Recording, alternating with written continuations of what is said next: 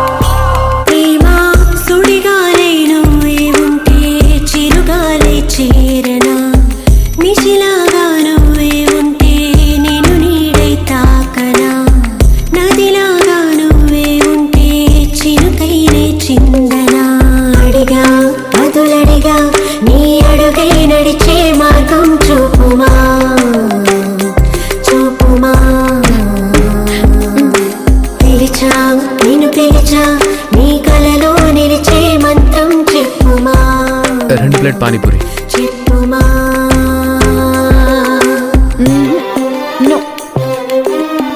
నువ్వే కదా పానీపూరి అడిగావు. మరి తిను.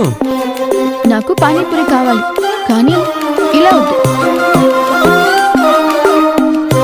అర్థమైంది, నువ్వెలా తింటావో ఇప్పుడు అర్థమైంది.